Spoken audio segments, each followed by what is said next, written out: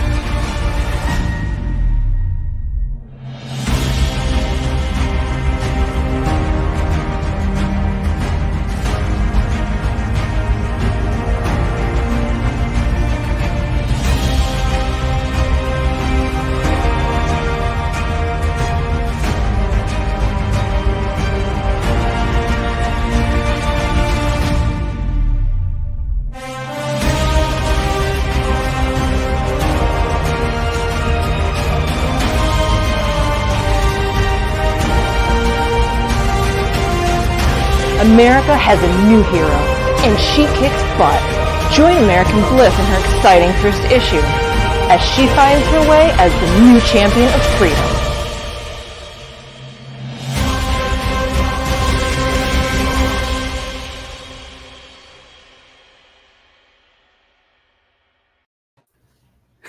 Yeah! Woo! Yes!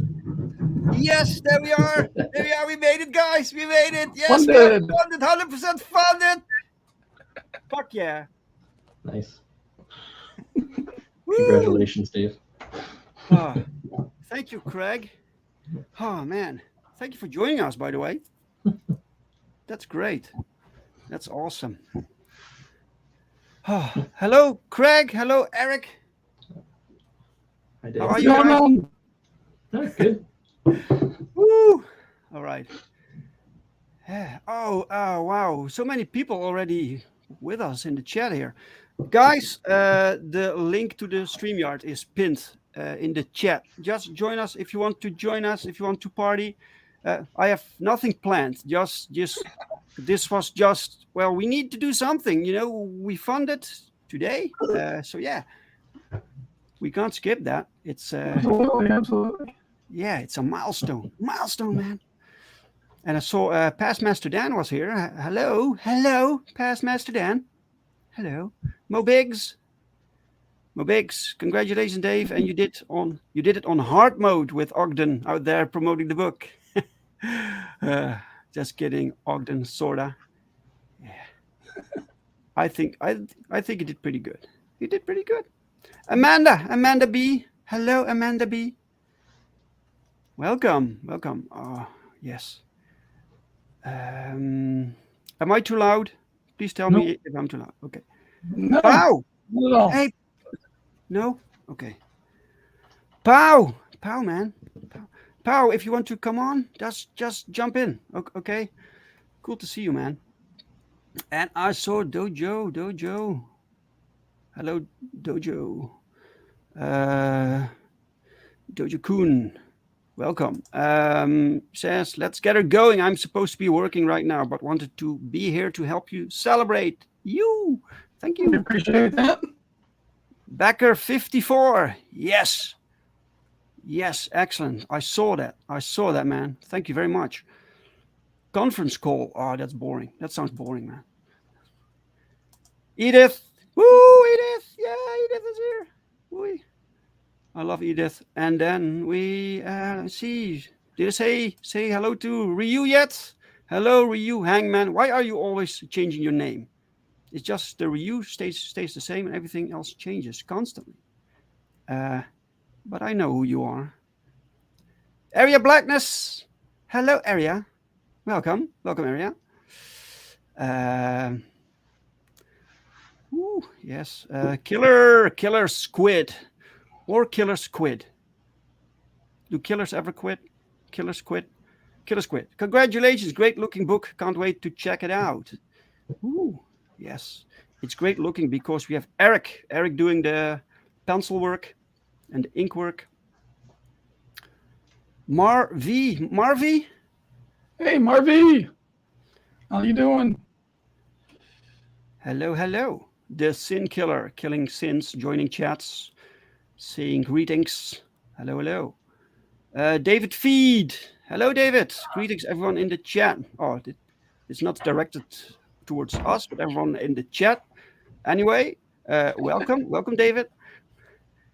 Yeah, all right. So many people already.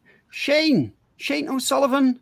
I'll be honest, I haven't been part of these streams due to my schedule, but since I finally made it, hey, congrats on being funded. Thank you, Shane. Thank you so much. And thank you for joining the chat, man. That's great. Rob Kuro 85. What's good, guys? What's really good? We are funded, Rob. We are funded. We made our funding goal. That's excellent. That's not just good. That's just phenomenal. That's phenomenal. Oh. And Ryu clarifies, no, it's not constantly. I have a second channel. I sometimes use. Oh, that's the case. All right. Right, man. Wow. Okay. So again, if you want to join, guys, just join. The link is is pinned in the chat. So, Craig, how are you, man? How is Soltac doing? I'm doing all right. Soltac's slowly climbing along. You know, I'm up to 41 backers. So. Nice. Yeah. Excellent. Yeah, I was going to ask. I was curious. How many campaigns is this for you at this point? This is the fourth one on Indiegogo, and in total, I did now 7, I think. Oh, okay. Oh, wow. 7. Yeah, I'm at the point that I'm losing count. Yeah. Yeah. But each campaign is different, man. It's sometimes I think, okay, I got the hang of this now, and then still there are surprises and things you never counted on. So yeah, it's. But what I did learn is that the mailing list, that's pretty important. Yeah, I didn't have that in the beginning. Yeah, I tried it without a mailing list, but coming out of nowhere for a first timer. So. All right, let me see if I can spice things up a little bit with some music, maybe. What do we have? We have dance pop. Dance pop. It's boring. Come on. Oh wait. I don't know, man. You sound a bit Slow. bit slow, bit too slow. Yeah, a bit too slow. That's the chillax. That's after the goings hit. Yeah, that's for the after party.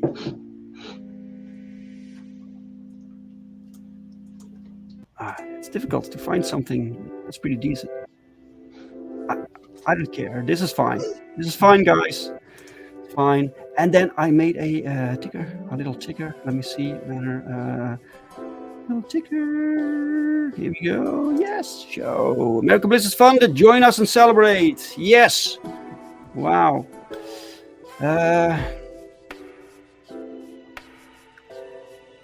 And as Dojo says, everyone smash the like button, subscribe to the channel, and ring that bell. Yeah, the channel is going crazy lately. I'm now at 385. That's crazy, man. I remember just a few months back, we had another celebration stream. It was when we reached 200 subscribers. And we had this celebration stream, and now it's like 5 months later or something, 6. Wow. Amazing, guys. Thank you all so much. Okay. You just got to keep that positive momentum, right? It just keeps growing and growing. Yeah, and it's like I don't really know what it is that people like. It's that I just think, okay, people will keep joining, so I need to do what I'm doing right now. And sometimes I'm trying different things to see what people respond to, you know. But as long as I don't change anything, I think, yeah, we're doing something that people subscribe for. So that's pretty cool. You have your own channel also, Craig? No, not yet. But I do realize that if I do continue on to the next Soul Tack, I definitely got to start streaming, making the videos, make my own channel, and get my own audience. This is more just my introduction, getting around, letting everyone know that I'm out there, right? Seeing if anyone's into what I'm doing. So.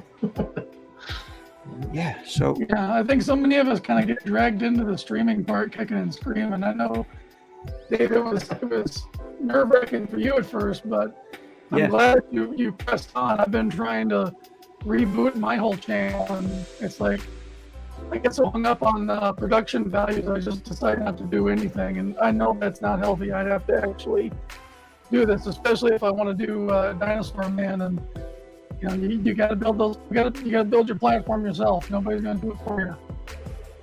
Yeah, this is right, man. It's right. But you were pretty active with Indie Vault, right, Eric? Yeah, those old days. I mean, and I got used to it, but really, like looking back on it with everything that happened with, and I don't want to get into all that. I could have used that time to build my own channel, and I really regret that. Right. Instead of putting my time and effort to help somebody else build something, I should have been building my own thing the whole time. Wait, let me see what you were doing. I'm not sure how I can. All right. Yeah. Cool. So you started this when we launched on launch day. Yep. And now you're at the inking stage. Yep. We had I forget who it was, and I apologize, but somebody in the chat had said do the Old Faithful, which is out in Yellowstone National Park, and so I laid a little bit more of that background back there where the geyser is, and did some research. Went to Google Earth and looked at some photos of the grounds around, and there's actually the oldest building, which is, I guess, the inn, has this thing called the Widow's Walk on top of it, and all these flagpoles. And so I'm trying, using the photos I looked up on the internet and Google Earth, I'm trying to get at the correct perspective, like she's actually on one of those flags that's sticking up on the Widow's Walk. So I think I'm pretty close enough for it to be believable anyway. Right. All right. I'm not sure if it's me, but it's sometimes a little bit difficult to hear what you're saying.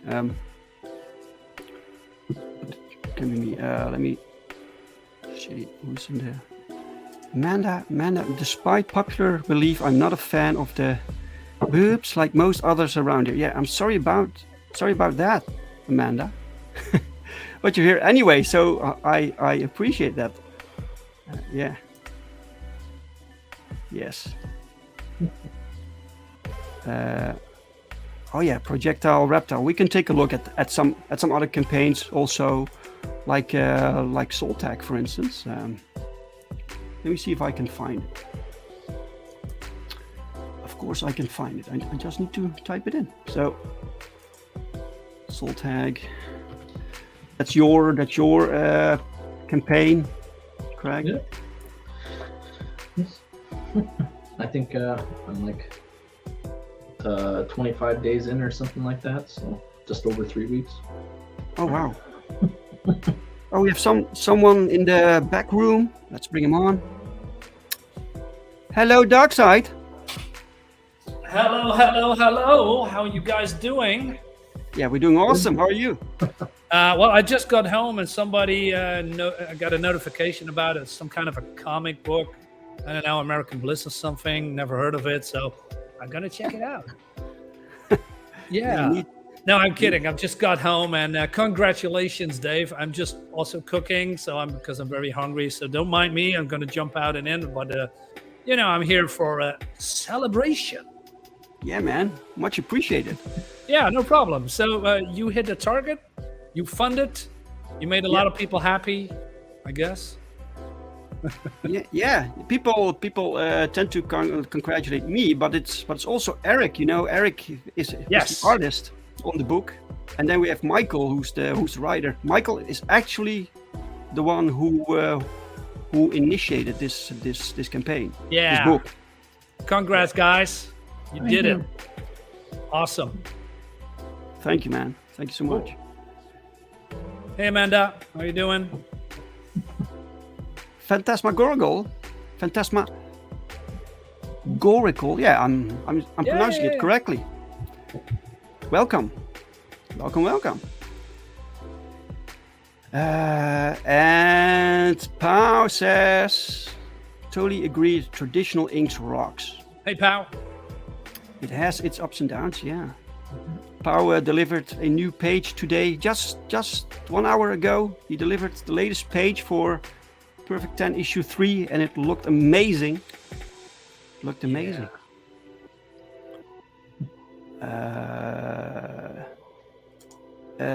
Brian says, if you're still going at 3:30, I can jump in. I think we can do that.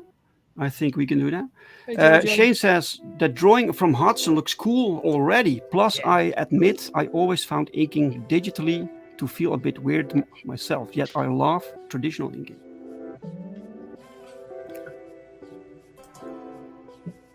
Well, Eric, you're getting some compliments there. Yeah, I really appreciate that. I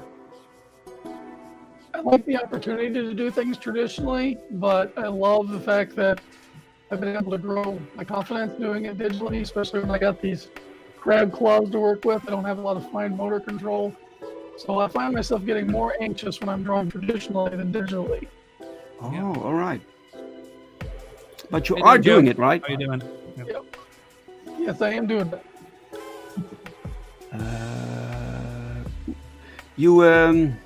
I added something to the campaign today, Eric. Oh, did it get added? Yes, Nice. I added it. I can show people. Let me share the screen. So here we go.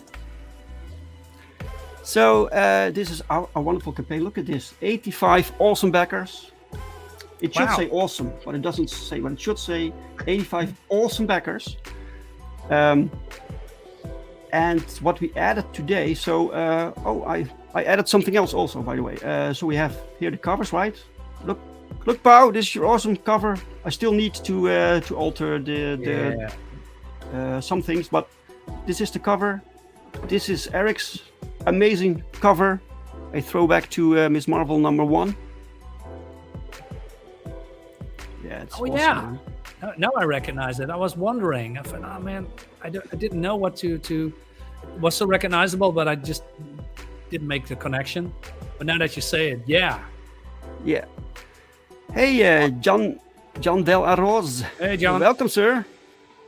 Thanks, That's JD. Dave and Company book looks great. Thank you so much, man. Thank you. Excellent, man.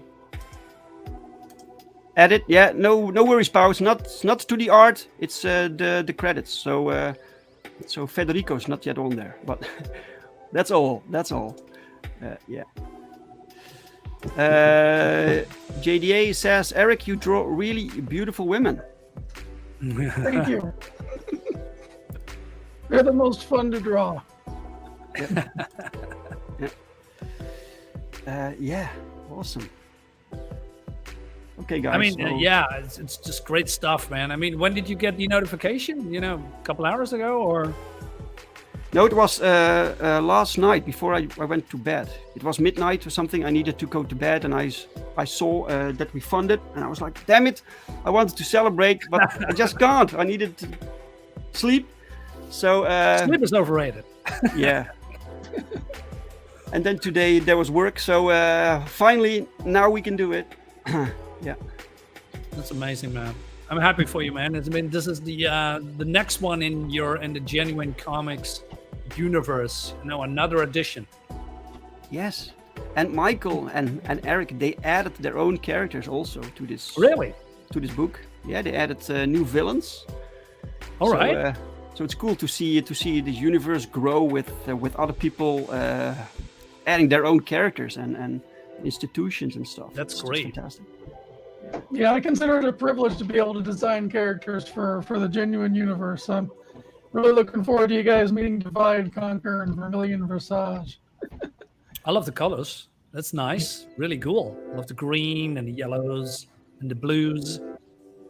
Yeah, the colors are done by Federico. Yeah, he has done a great job with my lines. I'm more Indeed. than satisfied. Yeah, Federico's. Look, Eric. The colored version of this page is now on here. That's beautiful. Cool, huh? With the speed effect here, really nice. Yeah. Blurry effect, like she's going 100 miles an hour or something. Yeah. I'm not all too familiar with the power set of American Bliss. Can you tell me something about it? Sure. She is. It's the power set is pretty much. It's not that complicated. So obviously she can fly. She has super strength, and she can. And she can take a lot of punishment. But she is.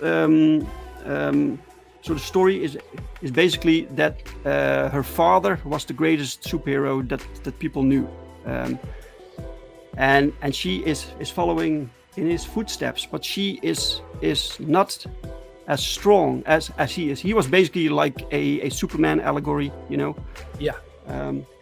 Superman type. And she has just a fraction of his powers, Really? but she can become stronger over time. But it takes time. She's still young, but the rogue gallery of her father is testing her now. Right. So it is, yeah. And so basically, is she a mutant?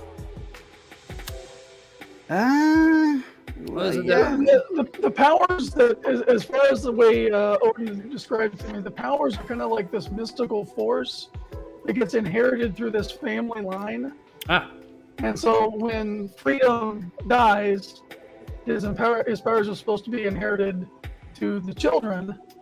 And it was supposed to go, thinking it was going to her brother, but somehow or another it went to her. Right. So she's totally unprepared for this to happen. Yeah. That's another Okay. dynamic to the story, is that she's forced to be a superhero, whether she wants to or not. What a burden. Yeah. That's a great. Yeah. So she is still learning how to, deal with her powers and her surroundings and being a superhero and all that. Yes. Plus people compare her to her father, and she has a brother that has issues, and she has to deal with that. So there's a lot of things going on. Nice. Okay. Intriguing. Yeah. The And, next page here. Yeah, that's one of the rogues gallery from her father, now hers, I'm guessing. Well, not officially. This character appeared in Perfect 10 issue 1. I know. Yeah, but so he didn't really had this connection with this story just yet. But he could become a regular villain here. Yeah. I really It like does kind the of look. fits the theme, I think. Yeah, still finding his way. I like the look of American Bliss, in the middle below. That's a nice look of her, the long flowing blonde, sleek hair, the way she's carrying herself. It's just gorgeous art and great looking women. Can I say that? She's just hot. She's a hot girl.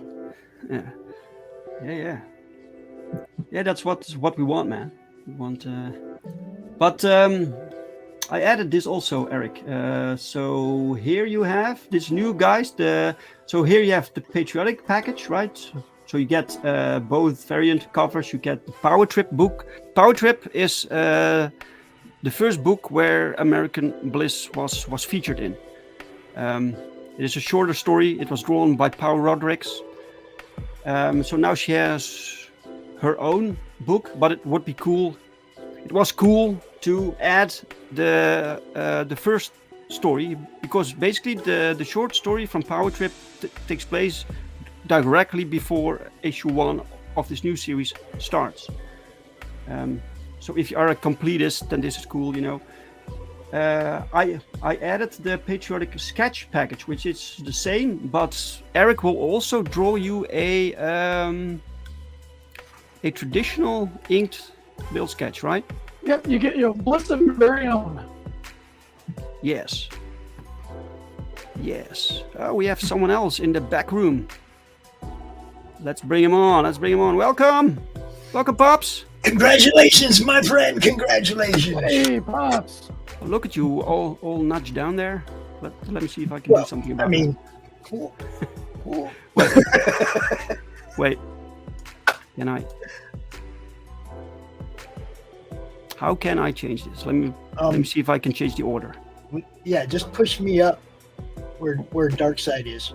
Just drag and click. Yeah, there you go. I didn't want you to do the art. I want there you go. Don't never cover the art, bro. Never. I am learning. Eric, how you doing? Mad Ruth. Hey, how's it going? What's up, guys? I just wanted to pop in and say congratulations. I got shows going on the network. Yeah, you're always busy. I got to get back over there. The crazy demon bitch is taking off on her show right now, and we have to monitor that now. She's just fun to hang out with, so I'll be over there. But yeah, you're doing pretty well with your own channel, man. Well, we have 21 shows now. What? Weekly, 21 weekly shows, and then the event, of course, CromCon, which is this weekend. So I'll see this guy there this weekend. Yes. Yeah, look forward to it. Yeah. Eric, are you going to Grand Rapids? Eric, are you going to Grand Rapids Comic-Con next month?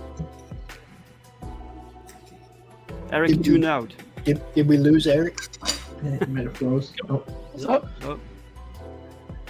Eric, you still there? Yep, I'm still here. Are you going to Grand Rapids next month? Maybe I'm having some lagging issues on my end.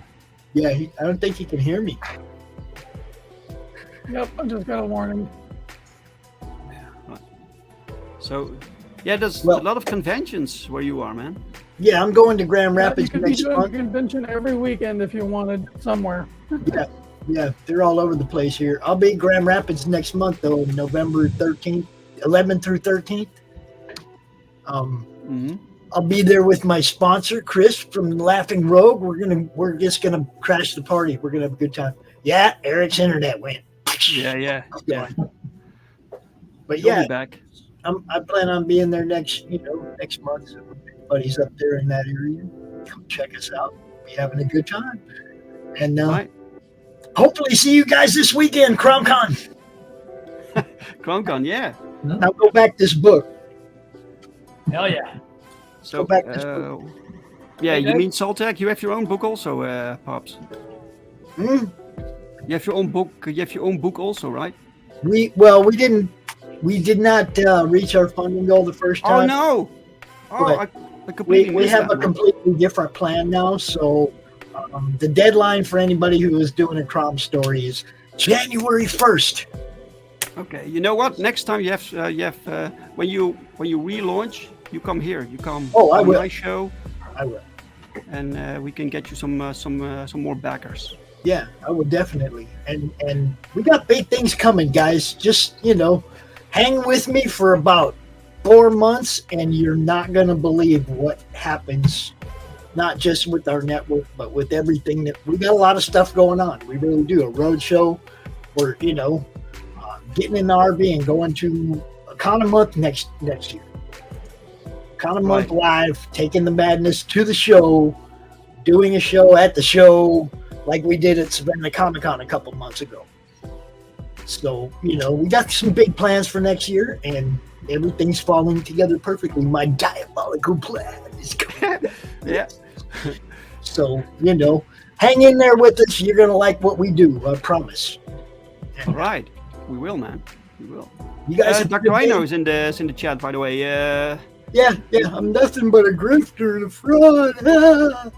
Because, I make so much money promoting everybody all day, every day. I just making $1 million. Grifter. Man. Dave, I'm going to check out. My food is ready, so I need to go. All right. Some grub. Right. Well, thank you. I got to Thank check you, out Meredith. too, guys. I got a show to do. You guys have a good time. If you're still going when Christy's show's over, I'll come back. All right, cool. All right. Have fun. Peace, bro. Yeah. Bye, guys. Okay. See you later. Hey, congratulations, of course, Dave. It's, Thanks. You deserve it. So I've got to get some food. Have a great stream. I'm going to watch you on the sidelines, and enjoy the show. So see you on the next one. Right? Thanks, man. See you later, Marinus. Bye bye. Bye-bye. All right. Well, seems like it's you and me now, man. Yeah. So, Michael Bancroft. Hey, Michael Bancroft. Hello, man. Hello, sir.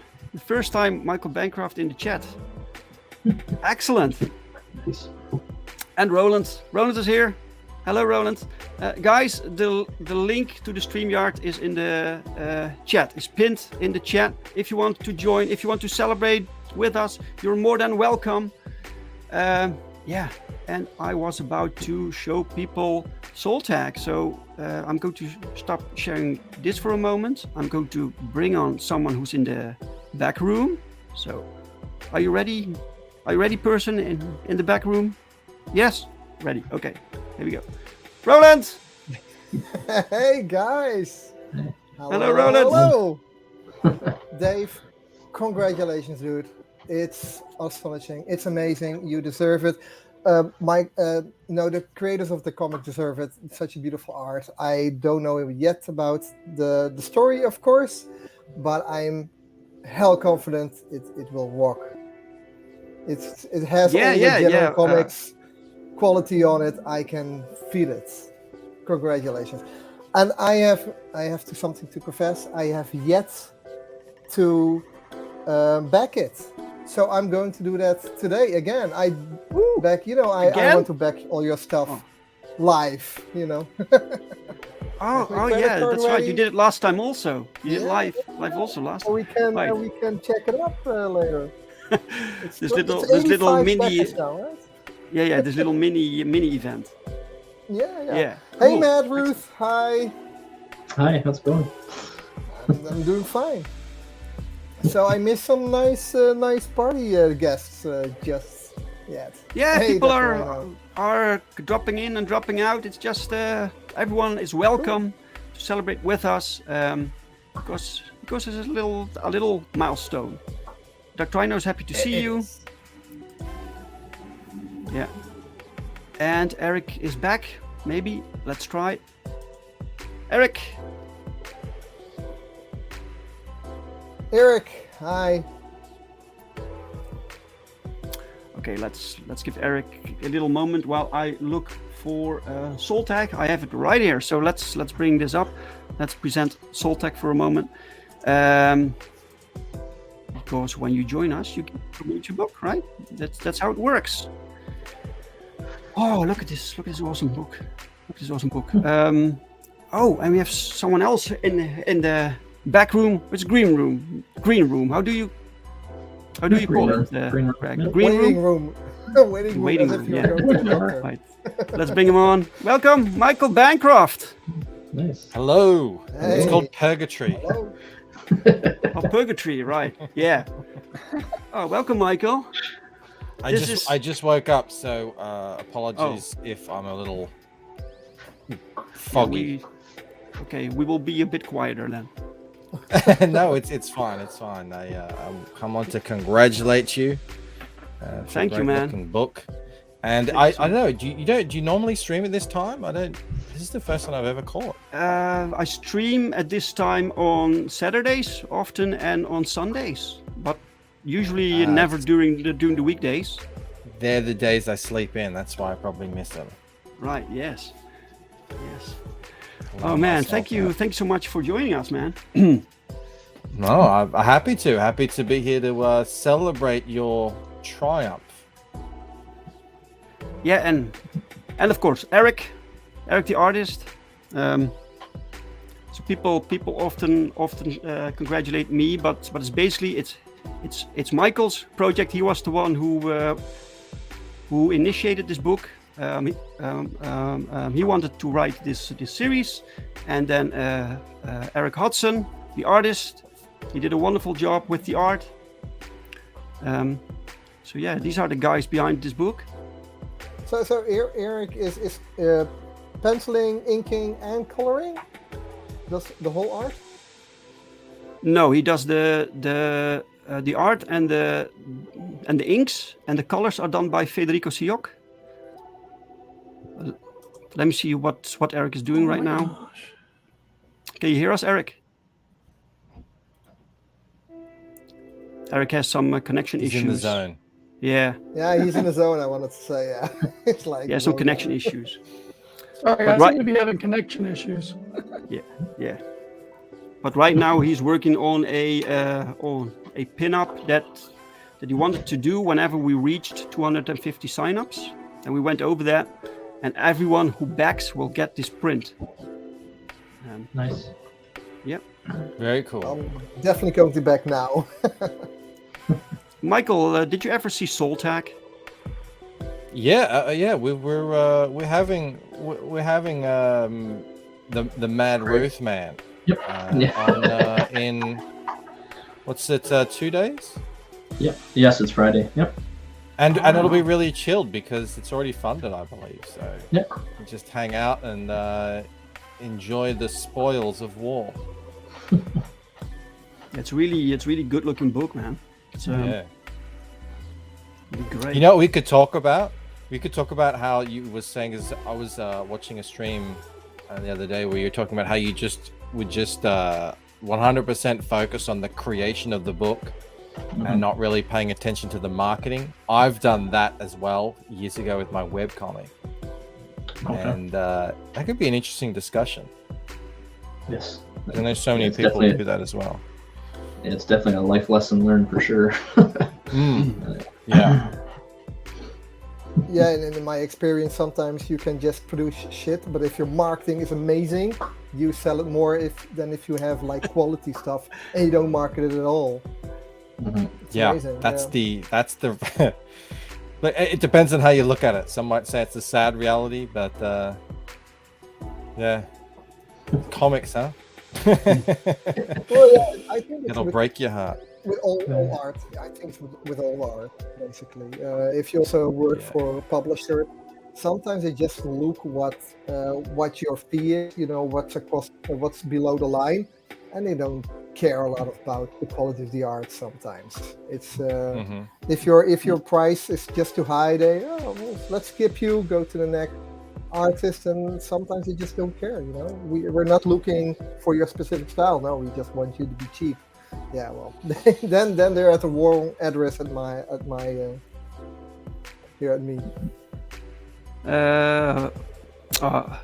Eric is struggling with the connection today. I saw Ojo in the chat. Hello, Ojo. Welcome. Welcome, sir. Man, his book is looking great too.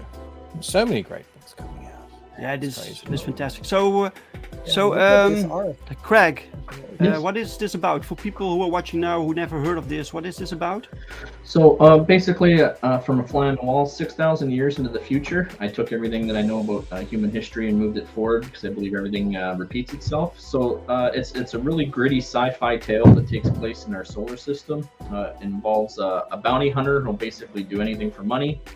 And the human race is trying to get near light speed to get out of our solar system because all our resources are depleted, and we've had 200 years of war with artificial intelligence. And like I said, everything that's happening on planet Earth is now happening to our solar system.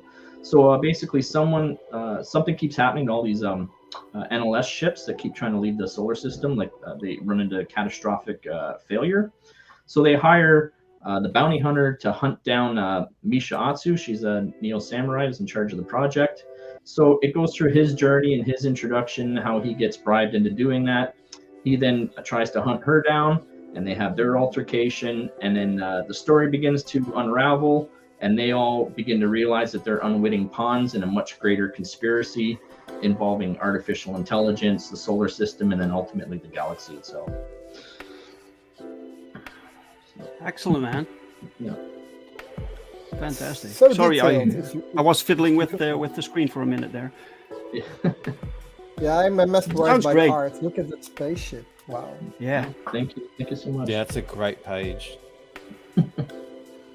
And I'm not one of those, I didn't put my best pages on. There's much better pages, and I'm saving for people that back it. Right. Maybe that's maybe that's bad marketing. Talking about marketing. maybe I should. One thing I also with making portfolios or reels, always put the best work at first. Yeah. Right. It's hard to let go of, Yeah. Wow, look at that. Amazing. This is where the new franchises come from, like they start small, and Star Wars was once a little idea, a little concept, and we need something new, man. We need something new, like this. This is excellent. Yeah, it's beautiful. I don't think I've seen that before. Was that always there? They were just buried. A lot of people recommended moving the artwork around, so I did move things around a little bit to make it more eye-catching. I've been tweaking it as I go. So. Fantastic.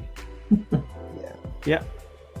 So guys, check this out. If you love science fiction, gorgeous art with vibrant colors, it looks really nice. I'm seeing a lot of these gritty sci-fi books coming out, and it seems to be a pretty popular genre.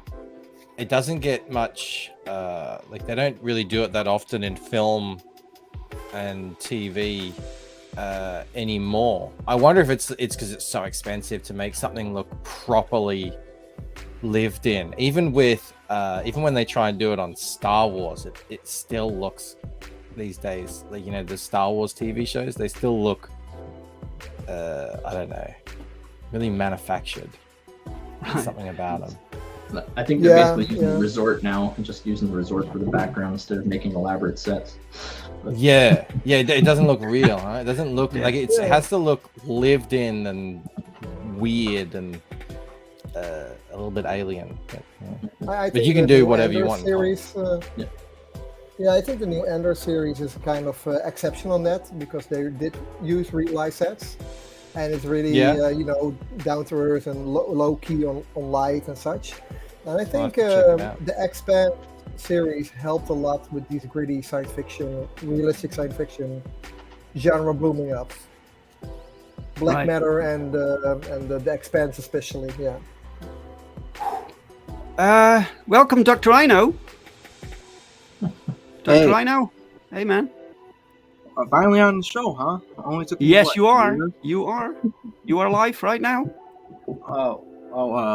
Thanks for having me on, and congrats. Especially, you're a grifter and everything, so I'm just kidding. What? I'm just kidding. Okay.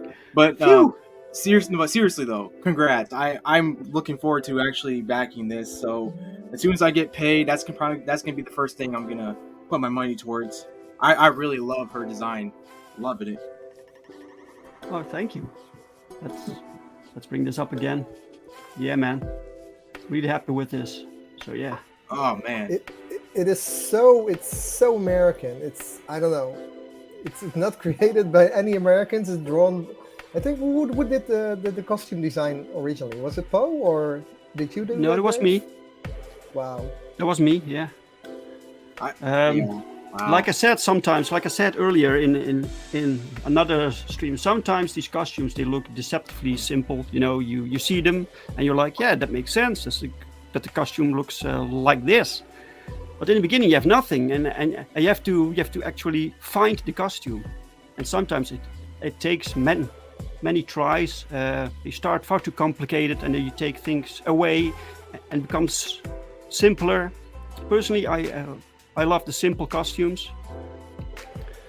And suddenly you just find it, and you're like, yes, this is it, you know? Yeah.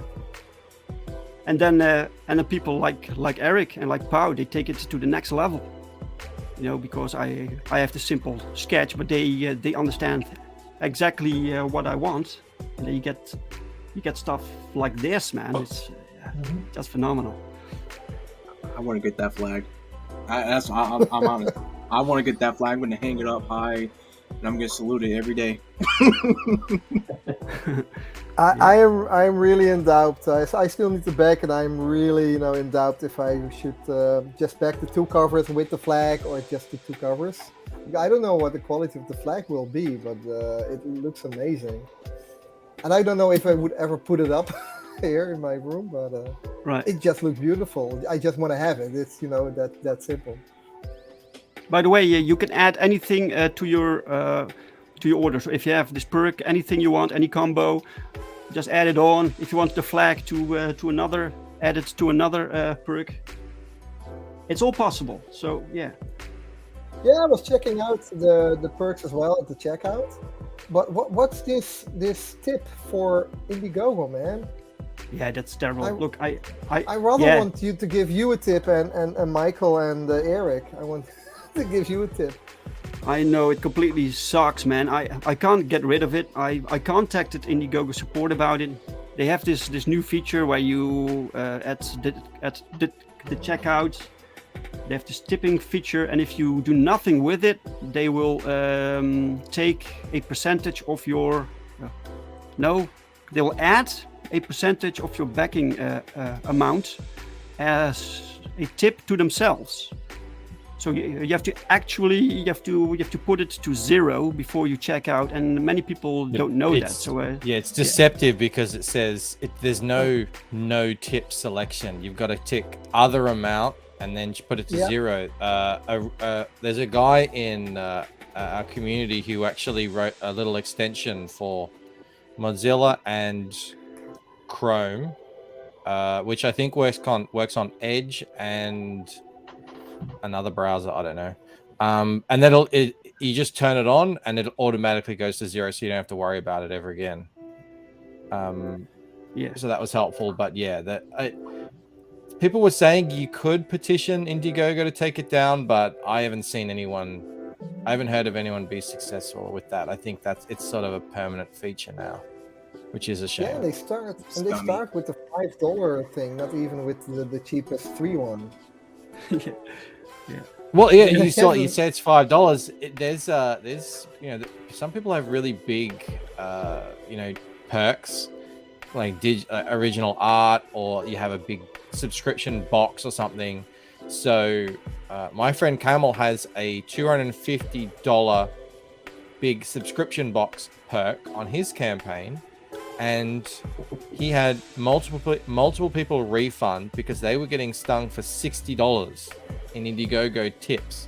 Yeah. Wow. And they refunded, and some of them thankfully didn't refund, but still, it's like, yeah, it's hurting business. Yeah, I got this message from someone who backed one of the higher tiers, and he also got reduced his tip of $60. So he contacted me about it, and I was like, oh shit, I hope that I can get it back for him, if not, I have to pay it to him. I do not want my customers to pay tips that they do not want to pay, But he refunded, and luckily he got the tip amount also back. But I heard stories before that some people couldn't, so I don't know. So I placed this warning here above for new people, so this is the first thing that they see, explaining what the deal is, and that they can set it to 0 before they check out. I hope this helps. I'm not sure what else I can do. I'm thinking about doing that as well. Good here. Yeah. So yeah. I just think though it's so hard to get someone to look up your project, get on Indiegogo, especially if someone's not familiar with it. You get them there, you get them to look it up. They finally decide they're going to buy it. They get to the checkout, and then they see that price with that tip, and then you lose them, and then that's it. You lost them. Yeah, it's Like Indiegogo's, they're not doing anyone any favors. That's for sure. Marv has to go. All right, Marv. Thank you very much for being here. Bon appetit. Thank you, sir. Sayonara. Yeah. It's really bad practice. I don't understand why anyone would think that was cool, or that was it's really stupid. Yeah, it's not user friendly, at least. Mr. Brink, don't you have like your own website too? I do, yes. Okay. All right. jamescomics.com, and after a few months after everyone has their books, then books that are left will move over to the web store. Okay. Yeah. Yeah, because I don't want to give those guys more money, to be honest. I want to give you money. Yeah. No, I get that. I understand that, man. It's but if you put the amount to 0, they get 0. So, but people just need to know that beforehand. That's the problem here. By the way, I added this also.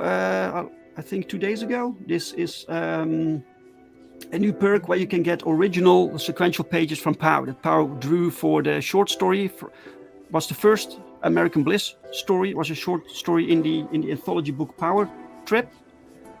And this new series that Michael is writing is the direct continuation of this short story. So if you are a completist and you want to read everything, Power Trip would be cool. You can get it here also. But Pow offered his original pages for this campaign, so you can get it here also. And a few were already sold. Three are now sold. 3 from 9. These are 9 pages. If you back this, then you can choose which page you want to get. First come, first served. Awesome. And we have this new patriotic sketch package with where you get a sketch from Eric. Eric doesn't usually draw traditionally, so this is so he does this specifically for this campaign. Yeah. He's normally a digital artist. Yes, he does everything digital. This also this art, all the pages he did digitally. I don't think he'll return. I think rebooted my router, he says. Okay, right. How many people in the indie comic scene are digital artists or traditional artists? I think it seems to be about an even split. Yeah, I feel. Yeah. Many people also try both. Because they want to go to conventions and they just draw for people on paper. It's all with me. He just does whatever's convenient. Sometimes the technology goes down and you just have to go traditional to keep going, right? So. All right, yeah. Yeah, and there nothing beats something like on paper. The original art, you can see the sketch lines, you can see the erase lines, on top with the ink, it has something. I myself am a digital artist, but I really understand why people want to have original art on paper. It just has this authentically feel to it. Right. Oh wait. It looks like there's someone else in the green room. I have to. Oh, Eric is back. Let's see if this works now. I'm hoping things are better. Hey, we can hear you. Hey. Yes, we can hear you. Excellent. Testing. 1, 2, 3. 1, 2, 3. Still Okay. working. Yeah. So the screen is still a bit blurry. Potato No, cam. Yeah, let me set my cam back because I was Lucky. trying. That's better. Trying everything to get more speed so that I could actually. I don't know what was going on, so I just restarted my router and things seemed to be better. Oh, Dojo, I'm so sorry, man. I didn't see you. There's, I'm not used to so many people in the green room. Oh man, if you can come back, you're very welcome, man. I didn't see you. Sorry, man. Yeah. Wow. Yeah, this art you are making, Eric, it's fantastic. It's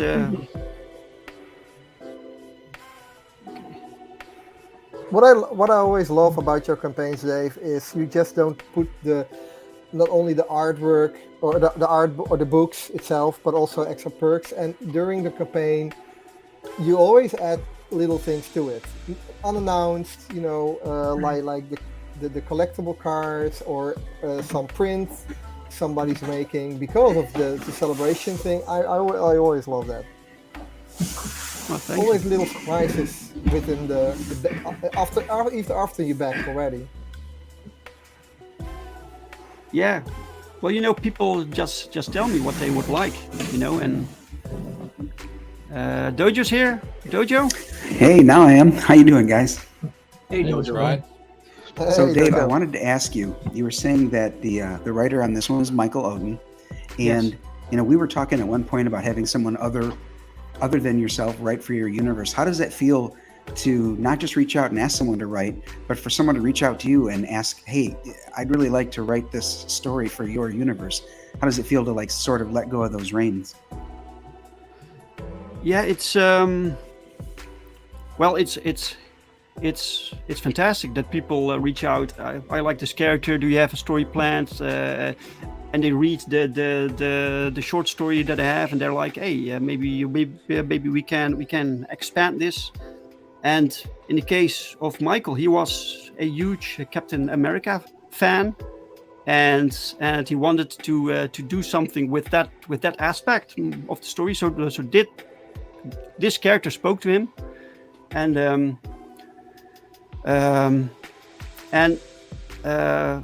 I still do the editing. So there are I try to remain hands off. So when people write something, this is Mike's story, right? But some things need to connect with the universe.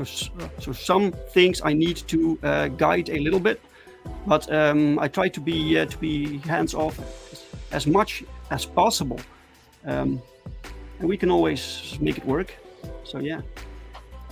That's I really great. like Yeah. this when other writers bring their own things to the genuine universe, and people create new characters also, which also happened with this book. Eric created the new characters. He designed new characters for this series. Yeah, that's awesome. That's awesome. But it's sometimes frustrating. I did years back. I tried to set something up with other people so we could create this universe together. Mhm. But basically it was just me, and if people added something,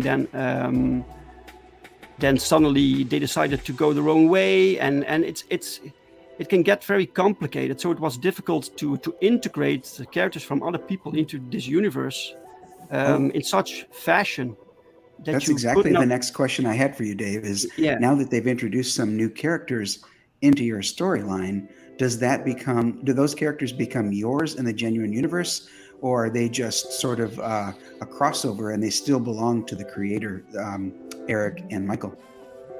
Well, they are now part of the genuine universe. But when Okay. they show up, there will be a mention created by Michael Oden and Eric Hudson. But they are part of this universe. Yeah. Okay, cool. Yeah. They've Yeah, it's become always tough, canon. Yeah. Well, it's your creations, your IP, so you do need to do some gatekeeping, I guess, to preserve the quality of your brand as well. Yeah, it's different. It's different with other titles. Like for instance, we have this title Ajax Awakening, and Ajax is a creation of someone else. But he added it to the genuine universe. But now maybe he goes. He takes the character somewhere else. He goes to publish somewhere else, and that's completely possible because this is his book. This is his creation, and all the characters connected with that title are from him. So this is why sometimes it's difficult to actually integrate everything because it has to be able to be disconnected when necessary.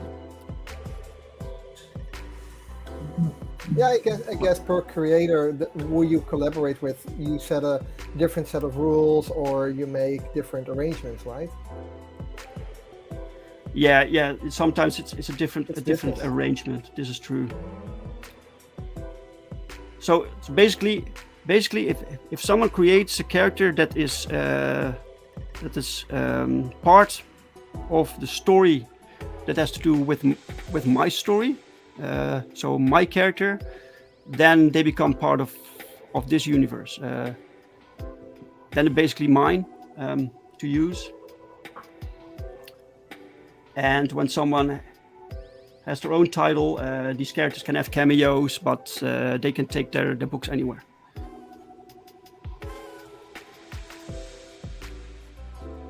I do not really want to get to make things too complicated, you know. It's Will we see a sequel to American Bliss? You mean if this is the sequel to the short story? Yes. Yeah. Yes. The Power Trip was the first introduction, the Power Trip story. Okay. And this follows after that story. Okay. And based on the success of American Bliss, will we see an American Bliss 2? This will be a 5-issue series. Oh, nice. Okay. Wow, delicious. Cool. Yes. And Michael's writing all of them? Yes, this is his story. And he had planned it out. He had put it into sections, like he told me, I can do this in 5 issues. And I was like, okay, let's see how the first issue will do. So yeah. That's great, because in addition to that, after the 5 issues are published, you can come back with a trade paperback. Oh yeah. Everybody loves trade paperbacks of German comics. Yeah, well, I'm just thinking ahead, like for marketing purposes and additional sales. Yeah, of course. Yeah, and especially when the story is completed or finished or part of the story and you can collect it, you don't have to reprint all the floppies again, you know. You just can offer the paperback. And on the trade paperback, you know, you get a Dale Keown cover, because I'm still certain that that'll be before Malin gets one. Right. Welcome, Ben. Hey. Hello, Ben. Welcome, sir. Can you hear me? Yes. Yep. Awesome. Hi, Ben. It works. Yeah. I feel like Frankenstein. It's alive. Yeah. It works. Yeah. Whoa, this is. Oh, look at Michael. Look. Let me change something up. Swap with me. We do this here. A little bit of puzzling here. That's better. Yeah. I never had this many people in a chat before, in a stream before. It's a party. Crazy. Crazy. Everybody bought their drinks, the beers. I got my A little early for a beer for me. Yeah, it's too early for Michael. Yeah, somebody stole my beer, so I only have to do with water. I have mine ready right here. So yeah. I can get my sake, but that's too early. Nice. So this is kind of a drink for drink. Yeah. Wow. Exciting. Yeah, Michael Oden was trying to get here, but he has a lot going on right now. Well, that's okay. You want the audience to stay, right? Shots fired. Dang. Yeah. KSN, welcome, KSN. Welcome, Genetic Geniuses of Genuine. Wow. Say David that Feet 10 says times fast. it's 9:30 p.m. and I'm 2 beers in. It's never too late for a beer, especially in Europe. Yeah. But is it ever too early? That's the question. That's when you probably have a drinking problem. I don't know if I forgot to say goodbye to Shane. So, Shane, thank you for dropping in, man. Bye bye. See you, Shane. I'm always afraid that I miss people in the chat.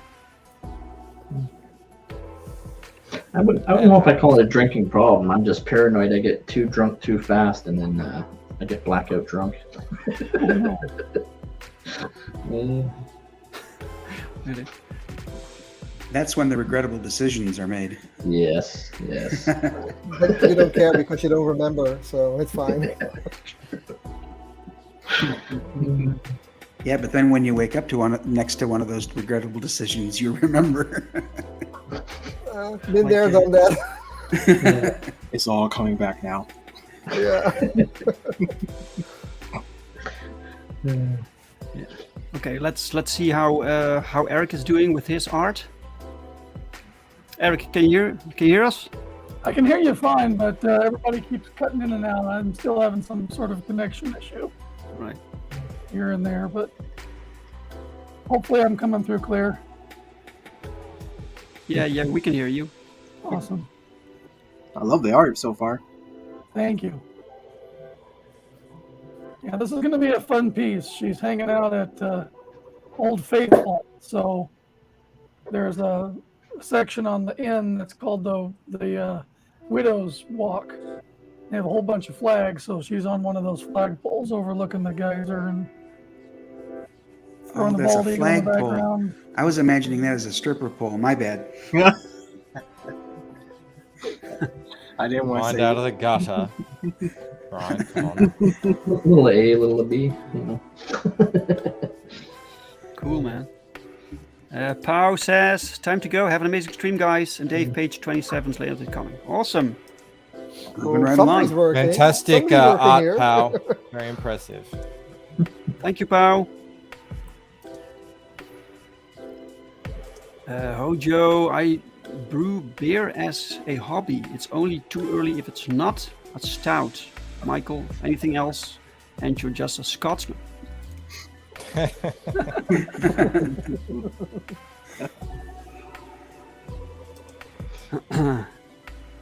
Any poll goes, right? Oh boy. Uh-oh. Yeah. I'm not used to this, guys. This is my first time ever hosting something with this many people.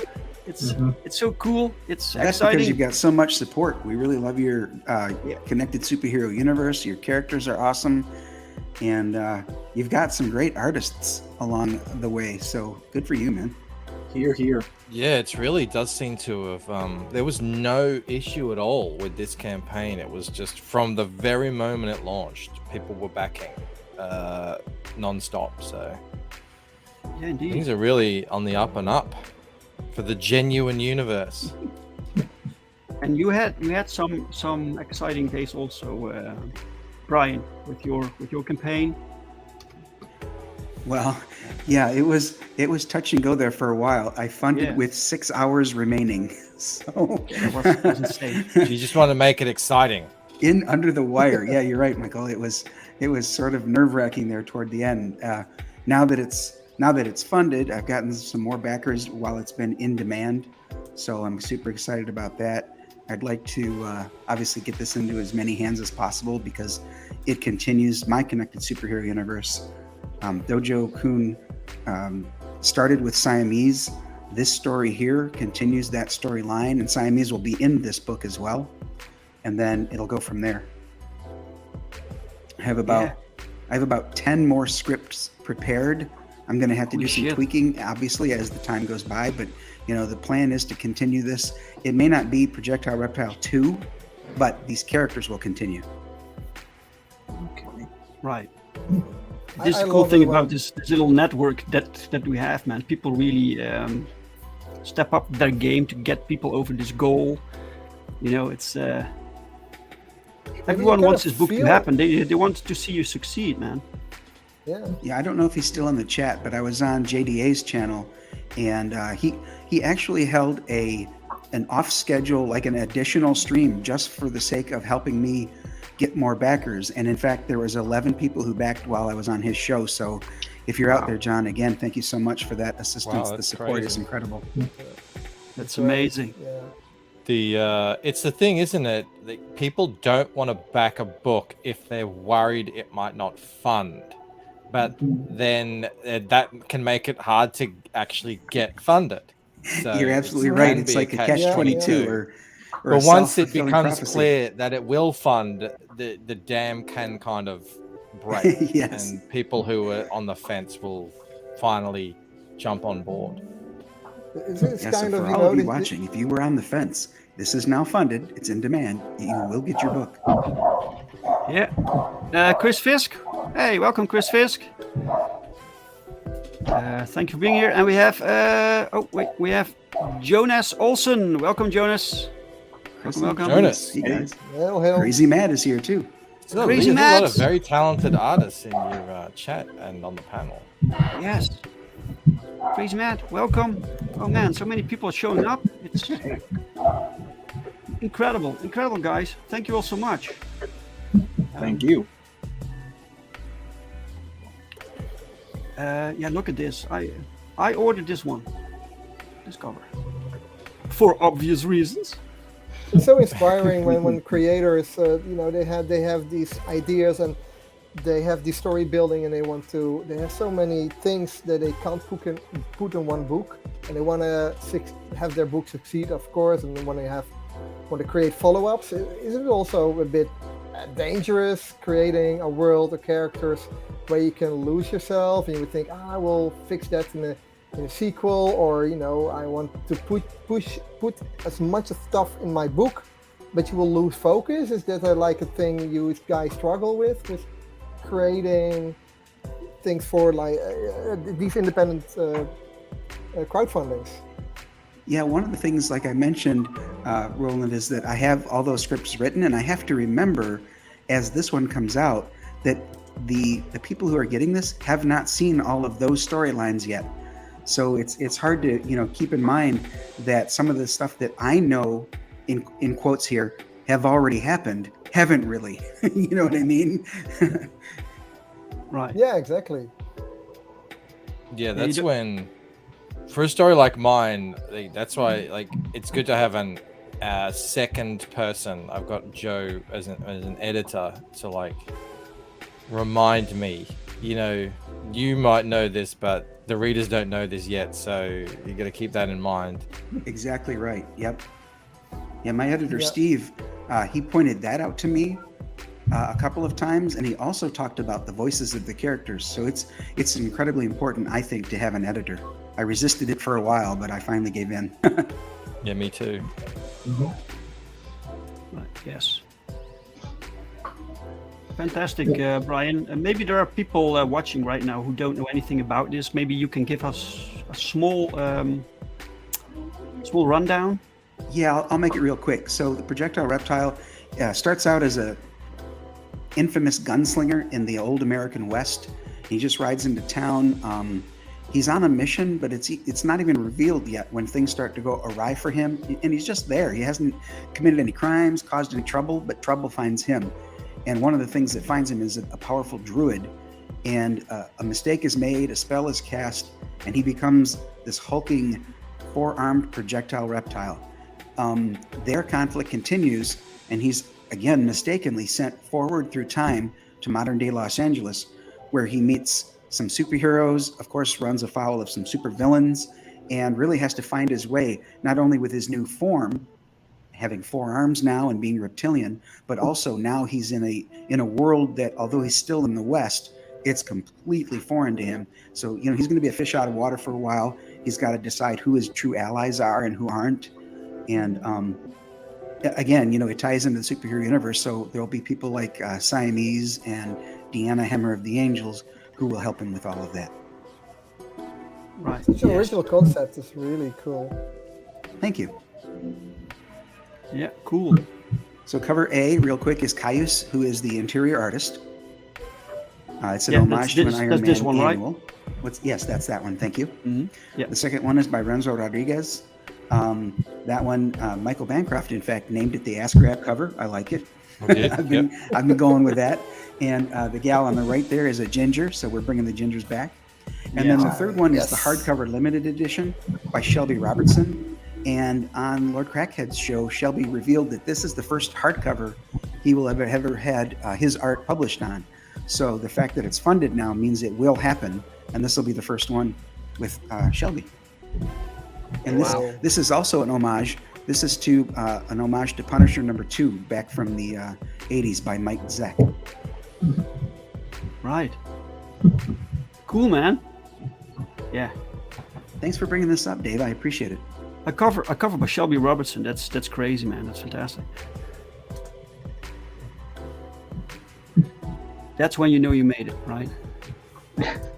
Yeah, I mean, I've been a longtime fan of his. I'm probably a little overboard sometimes with, if Shelby drew it, I'm getting it kind of thing. But yeah, for him to agree to do the cover for me was amazing. Right. Okay, then we have the next Lucent. Painted Death. Yes, Michael. Oh, indeed. Oh, look, you've got the alternative. I did an A/B test where I changed up the. I'd have never done that before, but I wondered if, because my sign up doesn't show up in the Explore section on Indiegogo. You know how that's happening to a lot of people, like things aren't showing up. And I did an A/B test to see if that would unlock anything. I don't think it did, but that's the newer version of the sign up page. I'm actually currently working on some extra goodies for this right now, including the cover to the reprint of Waking Dream. And I can announce something. I decided to do something a little bit unusual because I'm about to sell out of the first editions of Waking Dream. I'm going to actually print up some copies of the new cover and just continue selling them rather than wait until Painted Death goes live. So that could be happening, I don't know, could be happening in November. It depends on how long it takes to print things. People have been saying there's been delays and stuff, but yeah, that's pretty exciting for me. But other than that,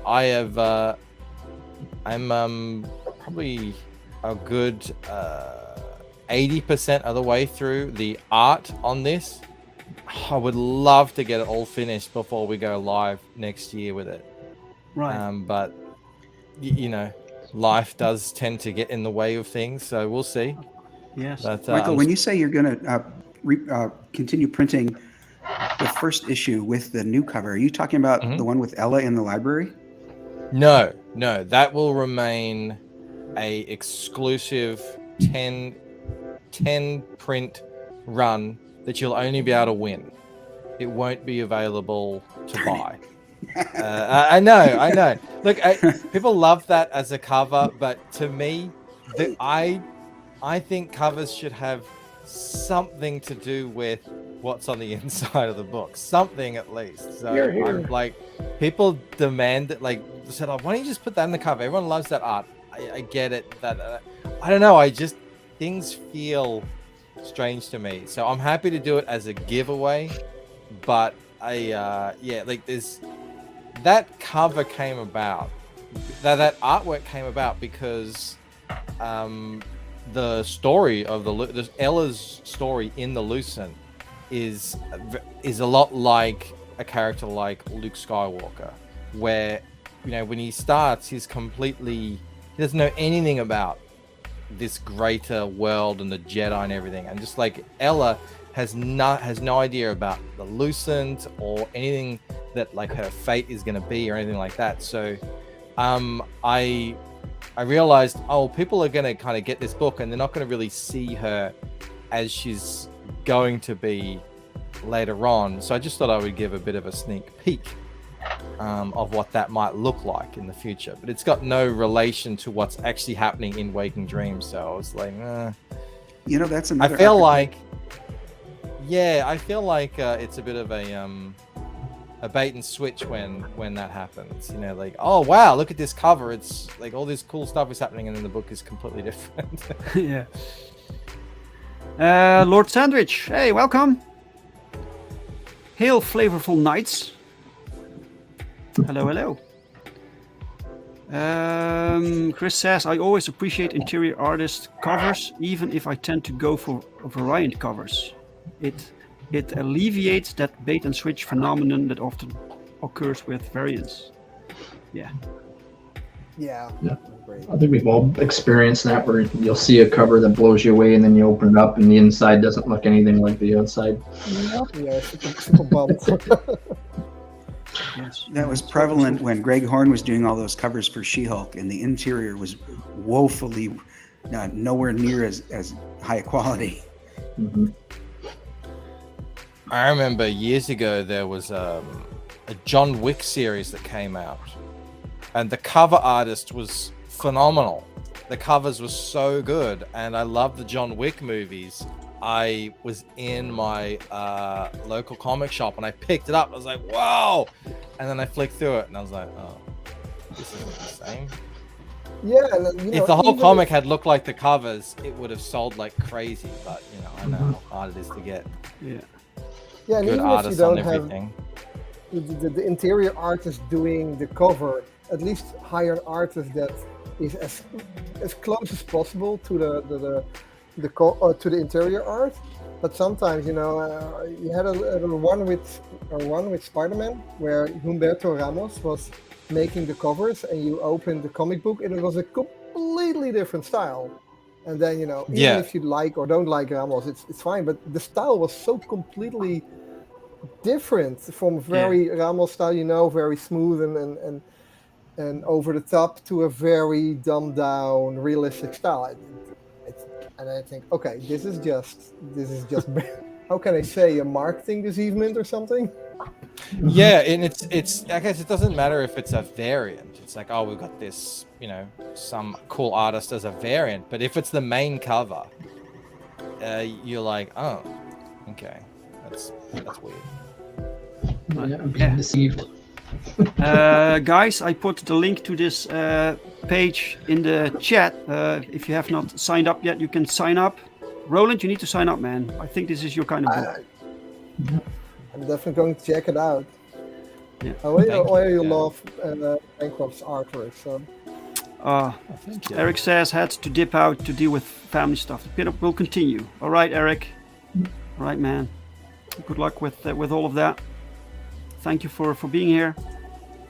It's a shame he dipped out, because I was going to say that although I really appreciate Pow's art, I had to go with the Hudson cover on American Bliss. I think it's just spot on. Yeah, and seeing his work he was doing just now live, when the image was getting sharper, he was really going on the wall. I was curious to finish how American Bliss would hump that American flagpole. It's something about these throwback covers that people love them, that you don't see, like, they're kind of in the industry, I guess they're probably looked down a little bit. It's like, oh, that's so old-fashioned, but I love them. I think this is great, with the floating heads and the little bit of the story on it and stuff. Yeah, I really dig it. It was also the vibe that Michael wanted to go for this story, like this 80s like vibe. So yeah, so Eric was the right artist for this one. Yeah, really love it. You said it was based on a Captain Marvel or Miss Marvel cover. I had this like cover is a homage to Miss Marvel issue 1. Yeah, sometimes you have within the comic industries homages to homages to homages. You don't know anymore who actually has the original. Yeah, sometimes they do it too often. Yeah. But there's someone like John Byrne who loves his own stuff so much he pays homage to himself repeatedly. Hey, if it works. Todd McFarlane does the same, right? How many times did he do a Spider-Man pose for Spawn or whatever? Yeah, true. Hey, Jim Cox. Welcome, Jim. Hey, Jim. Welcome, sir. David Feet says Perfect 10, Lucent, and Absolute. 10, 3 best Comicsgate comics. Changed my mind. Oh, wow. Thank you. Thank you so much. You together with Bancroft in the You list. may be That's right about that, but amazing. you have to try out Projectile Reptile to be sure. You gotta try them all. How can you know unless you try them all out? Right. Well, Jonas noticed some silly accents, so he's asking what countries we are from. Well, I'm clearly from France. Yeah, we're all from France. Oui, oui. Australia, mate. Oui, monsieur. No, I'm from the Netherlands, Jonas. Yeah, I'm Canadian. Dutch. I'm just the boring American on the group. I'm just an American man. So. That's all You good. know, the Americans are like, I'm just American. Just American. It's like, no, I'm American. America. Yeah. Usually we would expect that, right? American is the biggest, the baddest, and We are celebrating a pure American book here. American Bliss. She's patriotic. She's American superhero. It's written by an American, drawn by an American. it's red and white and blue all over. It kicks ass. Yeah. There's stars. I mean, is there apple pie? Michael, you want to share something with us? Yeah, it's the cover to, it's my cover to Embrace 2 that I am like 98% finished on. Just a few more tweaks and adjustments I'll be doing, but yeah, this is well, I mean, it's connected because it's Michael Odin's book, and he's gonna have 3 covers on it, one by Dean, one by me, and one by Rini. So yeah, it should go pretty well, that book. And Wow. I mean, it seems like Michael is going from strength to strength, and I just wanted to share it. I shared it the other night on stream. I was working on it, and yeah, go sign up to the Embrace 2. I think they're over 400. Yeah, they are. They're over 400 signups, I think. So, which is amazing. Yeah, man. Look Look at this. Michael's This a is busy fantastic. guy. Love it. Michael's a busy guy. He is indeed. And we were talking earlier about sort of like homages. This isn't really an homage, but it definitely, I started off because when I read the book, I was like, it reminds me of a new take on a kind of Spider-Man-esque character. Like there's a lot of that going on. Yeah. And it's sort of like, and Venom as well, because he has all these hands that sort of shoot out. They're reminding me a little bit of the you know, all the tendrils and stuff.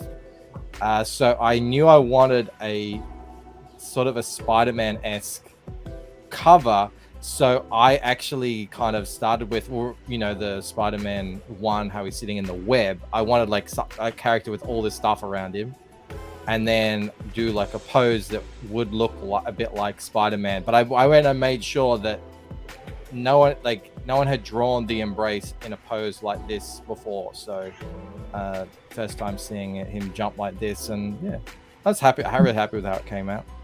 Reminds me of like the darkness meets the symbiote. That's what it reminds me of with the look of it.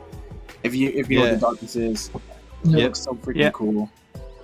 No, I still think it's very original. The concept and the costume design. It's yeah, everything now can remind you of something, but I think it's a really original idea. It's a strong design. Yeah. When I say remind, I mean like I get the same feeling as when I was a kid reading Venom and Spider-Man and all that sort of stuff. So I was like, wow, this is like a lot of fun. Which I didn't expect, because it sort of has it's a much darker character. But it is actually, quite a fun, enjoyable superhero comic. So I just thought I would share that. Yeah, it looks great, man. It's fantastic. Thank you. Jonas has a great question. regarding that. I don't know if it's about your book, Michael, or Dave's book, but he's asking if it's shipping from the EU. Which one? Oh, Yeah, that one. American Bliss is shipping from Europe. I'm handling that myself, but everything is going through Critical Blast, so I will send it off to him, and he will make sure it gets sent to all American backers. And the same thing for Australia. He has a location there also. Nice. Nice. We're starting to set up that network too, because that's needed nowadays with shipping prices going insane. Yeah, it's such a shit show Yeah, there. yeah. Some people suggested that I had this book partially printed in America. The thing is that I can't do quality control when it's printed somewhere else. I have this specific paper weight. I have this specific stock that I like, and this finishing, and every book that I send off goes through my hands, and that's the way I prefer it. And I will get nervous when someone else handles all of that from Yeah, printing to I feel shipping. this exact same way. And on top of that, there's even just the handling of it, how it's bagged and boarded and packed and all that sort of stuff. And I know there's guys that we can trust, but even still, I think Says the man who doesn't touch any of them and has someone else do that for him. No, hey. I oversee it. Okay. I told Mel. I totally trust her. She does a great job. I did some, Dojo. I did some. No, that's good, Michael. You need to have somebody that can arrange things. Yeah. Well, you don't need to do everything by yourself. They happened in my kitchen, on my kitchen table, though, Dojo. So it's like there is a connection there. Yeah, that's sometimes crazy, right? Pack it myself. That's sometimes crazy when you have this book that you made, that you had in your hand, that you packaged, and then you see on social media that it arrives in some country the other side of the planet. It's weird, isn't it? And people reading it, it's like, holy shit, man, that's fantastic. It's a heady feeling, yeah. Chris Fish says, I've received many books shipped from RJ. Every one of them arrived in perfect condition. Yeah. Yeah, I'm gonna when I start doing sort of more single issue stuff, like I've got my one shots. They're more comic book format, saddle stitch, 33 page sort of stuff. I think the US orders, yeah, I'm just gonna all through RJ, just send him a bunch and have him do it, because it just makes sense. It just makes sense logistically, and it's good to it's good that RJ is actually building a proper business out of this. We need that around the world, so I'll definitely be doing that. Yeah, RJ is a true gift to our little network, the little indie scene here. Yeah. Yeah, so how many I assume, I don't know, most of the readers, most of the indie backers are from the US. Are there also a lot of European customers or from Asia? So maybe there should be like a Critical Blast version here in Europe or something, Is that needed? Enlighten me. In Europe, yes. But most of the backers come from Germany, Netherlands, and some from France. It's the situation, I think, is a little bit like France and Belgium have really strong markets already for their bande dessinée. So it's like they're not getting, it doesn't seem like they're getting into the crowdfunding as much as some of the other European countries. Like the UK is the biggest. And this, I think maybe the same is going for Asia. I get very few Asian orders, some from the Philippines, maybe a couple from Singapore, but I get way more from New Zealand, which has, I don't know how many people, like 5 million people living there or something. So yeah, but yeah, definitely if there could be a hub set up in mainland Europe UK, Canada, Australia, that would pretty much cover 98% of the crowdfunding backer audience, I reckon, that exists right now. Yeah, it's a difficult market. I know France and Belgium, they have very strong comic or graphic novel audiences, and they have publishers. So I guess it's also difficult for indie creators to push holes in those markets. Here in the Netherlands, super easy because we don't really have a strong comic book market or nor publishers. Germany is as big as well. And then you have the UK, which is now, due to Brexit, is very difficult to do business with. Vice versa. You see a lot of UK citizens or business owners setting up shop in Poland or in Belgium or in Germany just to ship their stuff, and produce their stuff directly for the European market. So Michael, is your largest audience America, or is it Australia? Oh yeah, it's America. It's not even close. So I think America is between 75 to 80%. Yeah, it's probably closer to 80 now that I've continued selling on eBay. Right. Yeah. So yeah, they're almost all American, and then the rest is Australian. That makes sense for me because that's the cheaper shipping option as well. That price point really does make a difference. And then the UK, New Zealand, Germany, Netherlands, and yeah, just a sprinkle of other random countries. Wow, you have so many customers from the Netherlands that's even in the list. Yeah. Wow. Yeah, it's always been there. It's yeah, like you said, I think it's because larger countries like France just have this, like, their comics are everywhere, so they don't. It's like trying to sell manga to the Japanese. Like they're not interested. They've already got more than they can handle, and they're like, "Thank you, we're good." Right. I wonder where all these backers in the Netherlands are, if it's a really big community, because I know Dave and I know Marinus and some, but some artists I know, they just work for regular publishers or they create webcomics. But for the readers, I don't know. I never heard that they really were in. So many people were into. It's not huge Indiegogo. numbers, but it's not huge numbers, but it's noticeable. I'd say probably, like 15 to 20 orders went out to the Netherlands, so it's not like it's massive numbers or anything, but they're probably equivalent to New Zealand. Yeah, it's especially the kind of books that we produce. You have like European albums. They call it albums. Graphic novels. They sell pretty well, but they have the US format books that we produce. You just noticed that in the Netherlands the audience is just too small. So this is why everything that we make is in US format, in English, because most of my customers, 95% is overseas.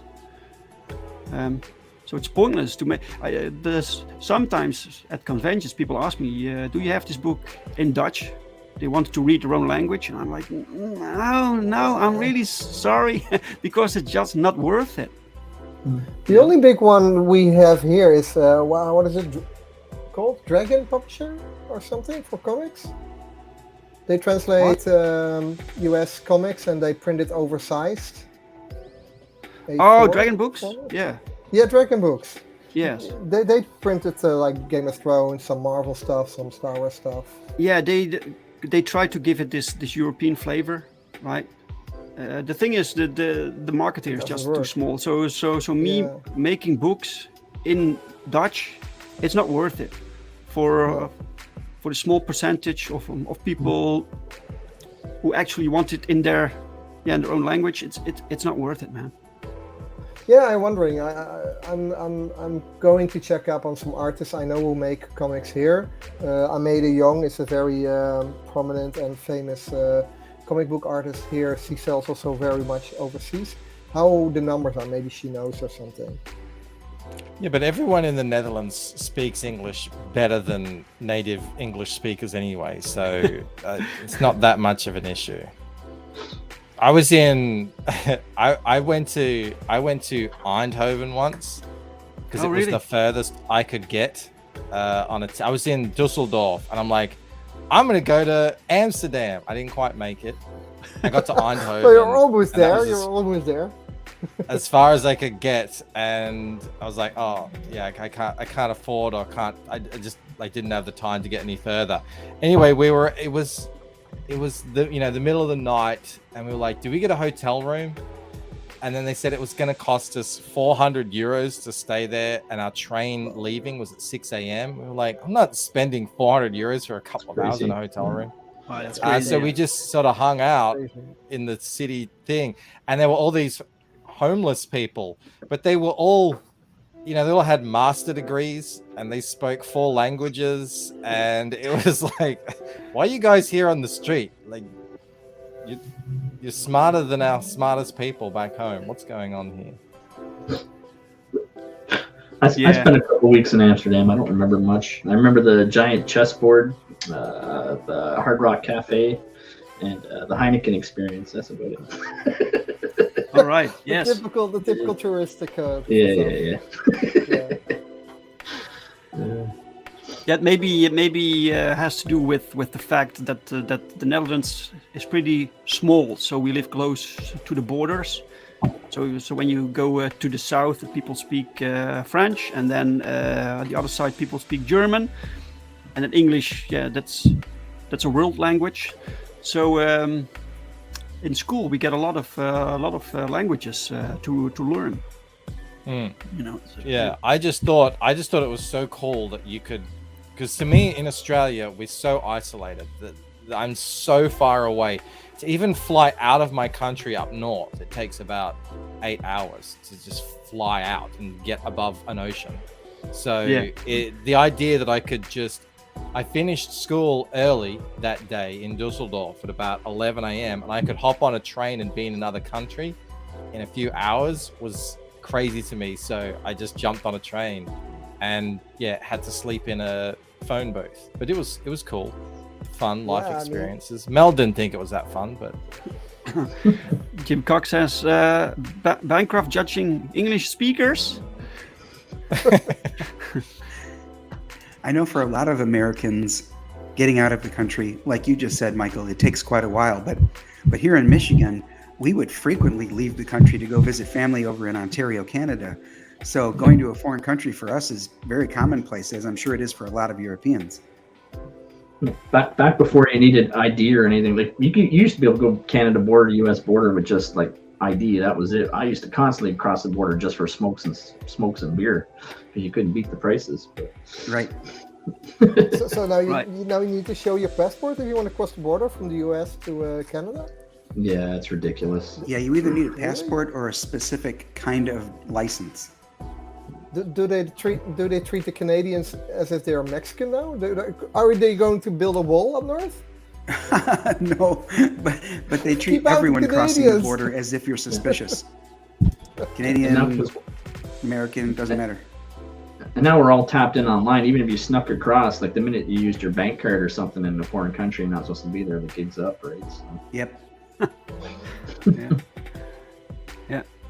Chris says, I've heard so many versions of English in my travels that I'd swear that there are different sub-languages. I still can't comprehend Appalachian English. No, I think Chris is right. I mean, you have the UK English, you have US English. There's a lot of difference in pronunciation as well. But you also have kind of the European English, which is kind of a mix between American and UK English. Well, I think also, too, what Chris is alluding to is the fact that there are many dialects around our country. Many of our television broadcasters have the dialect of the Midwest, but in the Deep South, in Appalachia, Up in the New England area, you've got a different accent, and just listen to Lord Crackhead for a few minutes, you'll hear that one, the Boston Yard. So there's a lot of dialects even across our country, supposedly speaking English. Jeremy speaks more like me. He says car. Yeah, exactly. Yep. Park the car in Does the he says yard. made as well? Yeah, that's funny how it works. I mean, the US and other countries, they are so huge, and you can understand why there are dialects, millions of miles across. But even in our own country, which you can cross within three hours drive, there are so many dialects from south to north. It's and they can't understand each other if they're really going speaking a native dialect. That's actually one of the weird things about Australia. Say, for instance, in the UK or a lot of the times in the US, you can hear where someone's from just by how they speak, whereas in Australia, it's not the case. I was wondering about that. Yeah, so I could grow up next door to someone who also grew up next, in the same place, but they speak like Steve Irwin, and I just kind of speak normal Australian, and there's no rhyme or reason to it. Every city sounds the same, and we're talking the same distance from, New York to LA, or Portugal to I don't know, Macedonia or Istanbul or something. It's like vast distances, but everyone kind of talks the same.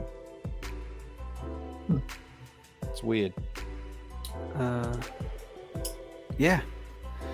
Okay, guys, I pinned the link to this campaign in the chat. If you want to back it, you can easily find it. I want to refresh this. Let's see. Never know. Yeah, I just wanted to say 85 backers right now. You've grown a bit. So we funded within 4 days, guys. It's fantastic. That's fantastic. 87 backers. That's excellent. You picked up Hell yeah! Hey, come on, baby! Come on! Yes! Come on! Ah! Yes! Yes! Damn it! I wish I had that video. Yes. That's great.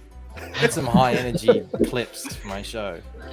It's a good one. Wow! Thank you so much, guys. Thank you all. Wow! Fantastic. Oh man.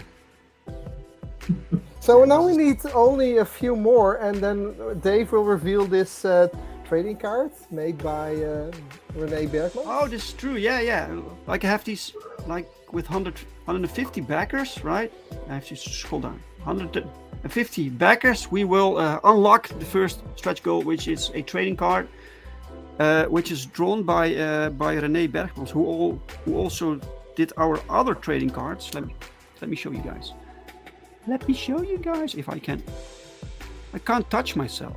I can't touch my my own. Wait, let me switch around. Here we go. So, there we go. So this is one of the cards that René Bergmans drew. He's a Dutch artist, and so here's a little cutesy style in the back. So every card is like all the genuine characters get one of these cards, right? But we are slowly building this card deck, and each card has their own number also.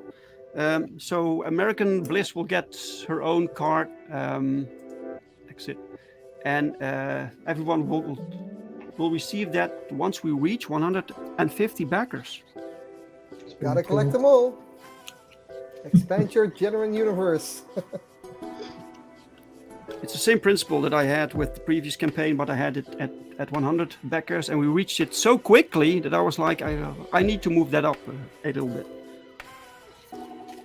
Definitely with the trading cards. I wasn't that much of a fan when I didn't have a trading card book, but now that I got a trading card book on the go, it's so cool. I love the new cards, throwing them in there. Yeah, I wasn't convinced either at the start, and I would just throw them all in a box or a drawer.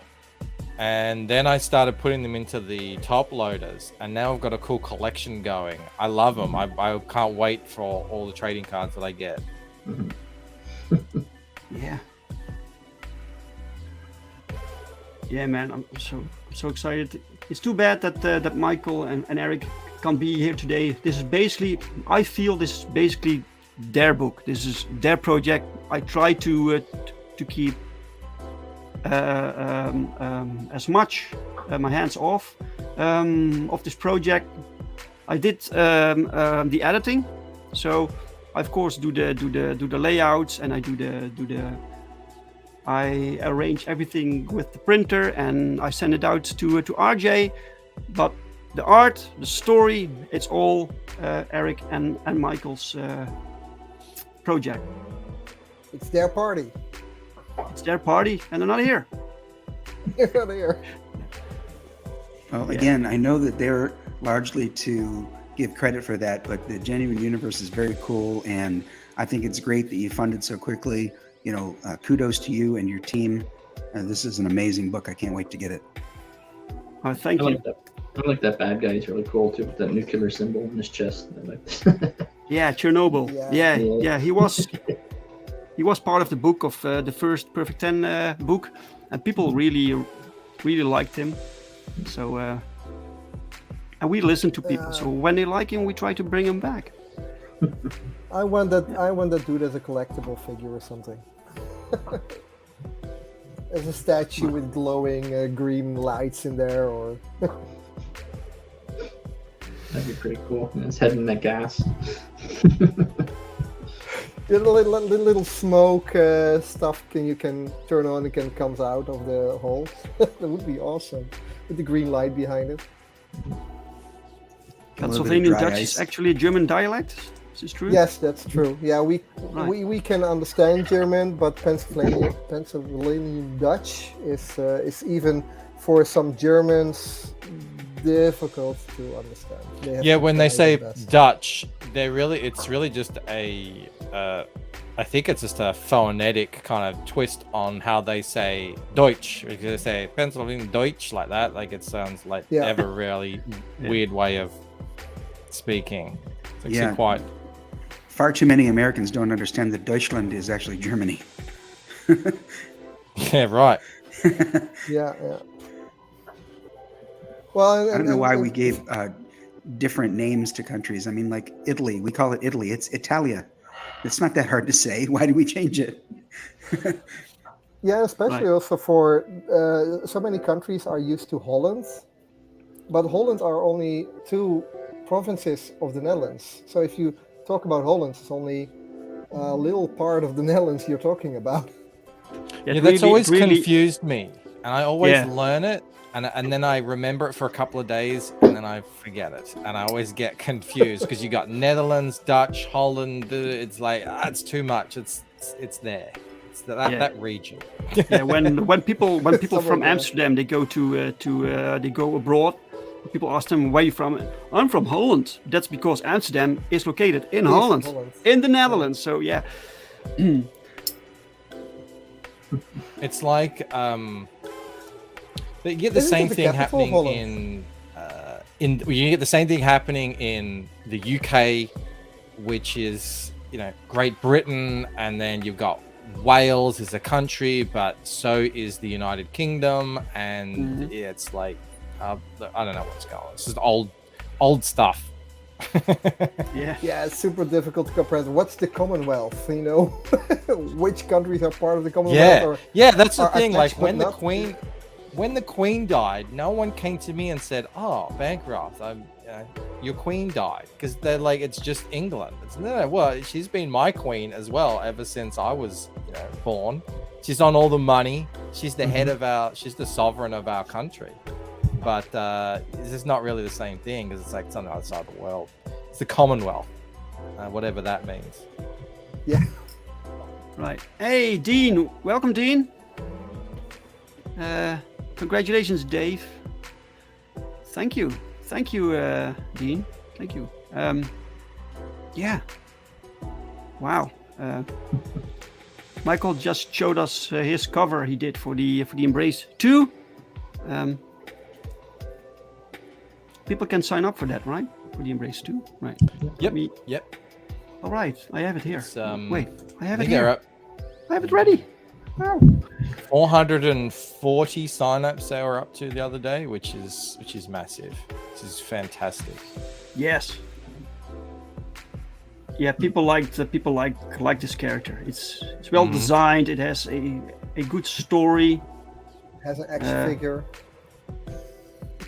I've actually seen the prototype, painted prototype of that figure, and it looks amazing.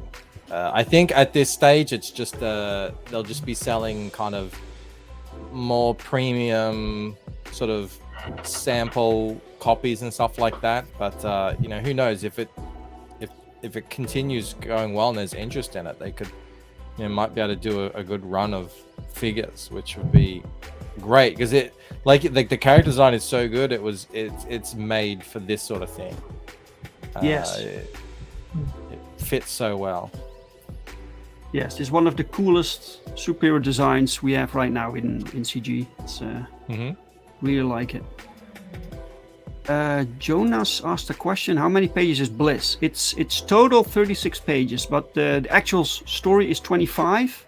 And then in the back you have this pin-up section with art from various artists. And during the campaign, I will present to you new art. So we are spreading these things out for the duration of the campaign. Pretty big floppy then. A lot of pages. I love it. Well, it's the same size as all my other books. Yeah. All the books are the same size. You still need to fill in some of these pin-up art in the back of the book. Is this my there is still excuse room. So I can draw big boobs? Yeah, go ahead, man. There's With the still American room. flag on it. Do it. I will take that So challenge. maybe they need to update this panel here. On the... Yeah, with the I colors should. and I've got to. There's still a few little tweaks I need to do. Just little, levels and contrast and stuff like that. But yeah, I'll be sending Michael the artwork very soon. So she can just whack it on there. Just curious, right? Is this these? If you see the figure here, you see these hands here. You see it around his torso, right?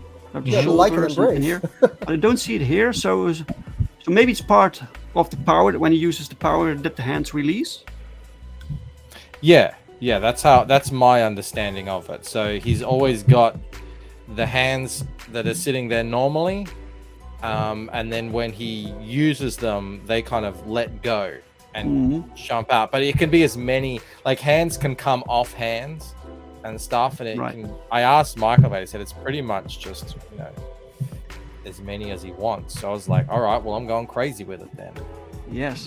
He also has some on the bottom of his feet, but I don't know if they release. I haven't seen that yet, so I didn't want to push that. And I thought that was such a cool part of the design. Yeah, that's my favorite part of the entire costume. Hands, on the bottom of the feet there. Yeah. So I had a question about it as well. I saw the shape around the feet, and I thought, those are hands as well. And then I kind of missed that in this art piece on the rest of the body, but they are detached, so I can understand that. But if they are, if it continued on the rest of his body, where you have these silhouettes of hands, fingers embracing certain parts, but you did that in the action figure, or it wasn't extra. It looks really good. Let me put this in the chat. So. But I have one question. The hands are like in this art, they are going towards him, or are they going everywhere? I expected you. They're just sort of going everywhere. Like I said, the audience, I was just kind of wanting to do something that was a little bit reminiscent of the kind of cover like the Spider-Man #1, where he's just completely covered. He's surrounded by webs. So I just wanted to kind of make the hands and all the tendrils the background. So it's kind of like you could imagine he's sort of jumping through the air, and it's just this massive explosion of hands all around him, and that's kind of that's sort of what I was going with. And David asks, can he create female hands? Does he feel what the hands are touching? And are the hands like independent? Has independent thoughts? That's a good, Dave. That's a good question. Yeah. Yeah, for those. But you know, Dave, when he's in the suit like this, he's got his kid sort of in his head. So I don't think he'll be getting up to any strange activities. Let's just say. Well, he will grow up eventually, right? Even so, I don't think that's like a good father and son relationship thing to get into. Yeah, really cool. Looking forward to this. The link I just posted in the chat, guys. So check it out.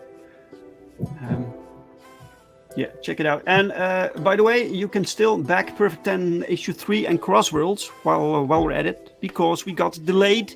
It's completely my own fault for having some. I wanted some things changed before we went to the printer, and I rather do that than. So it caused some delay, but it means you can still back it. So it has ups, it has downs. Check it out, guys. It has phenomenal art.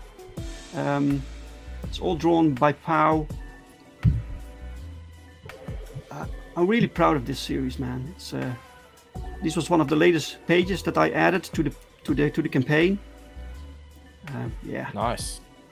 If you like a superhero action, if you like 90s comics, if you like a intriguing storyline, you can check this out, man. This is it won awards, guys. So you need this in your collection.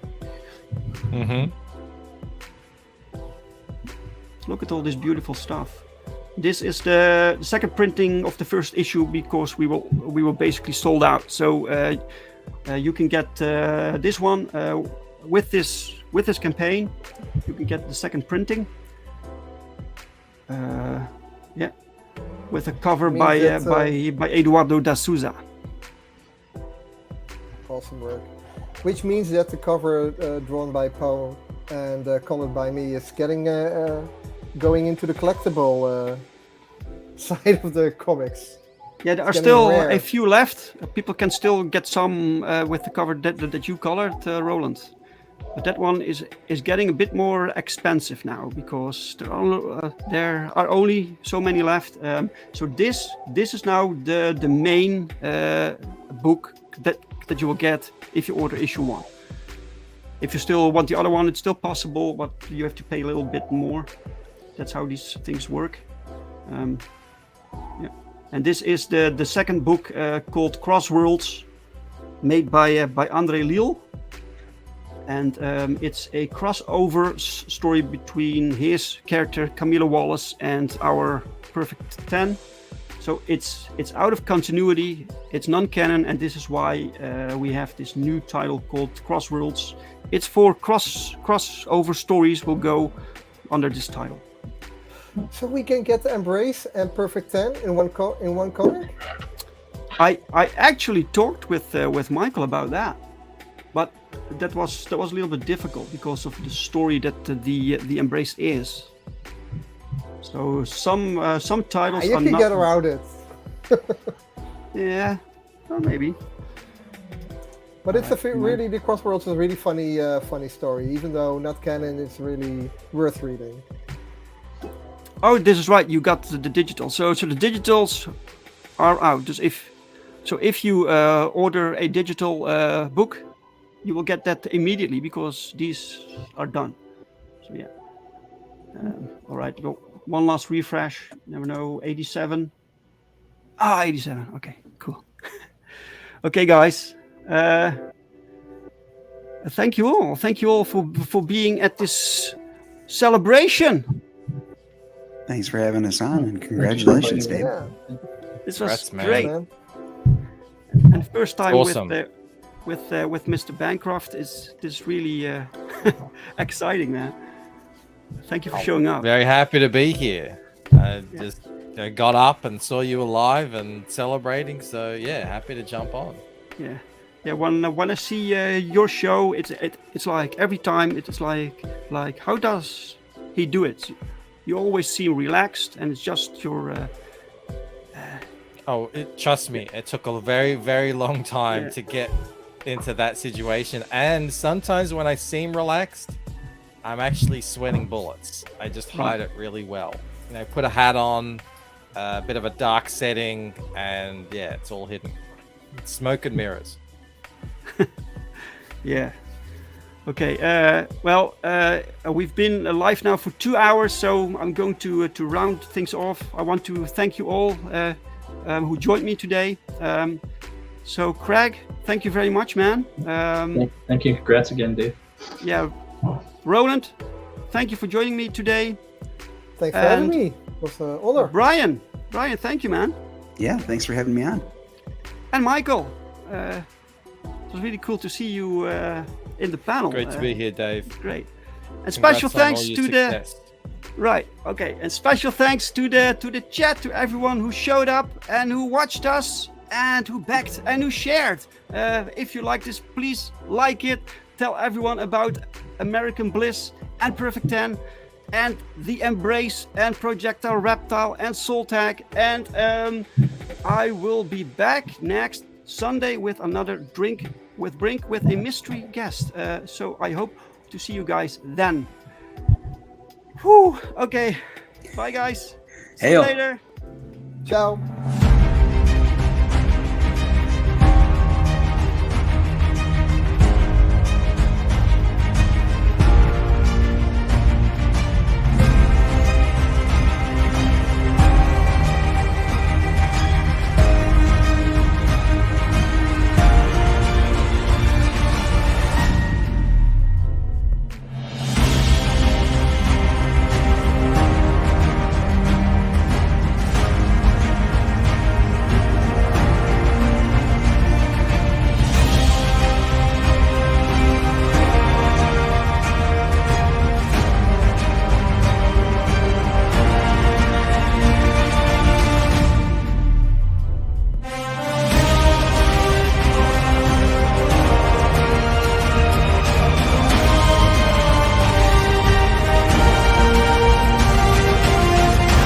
America has a new hero, and she kicks butt.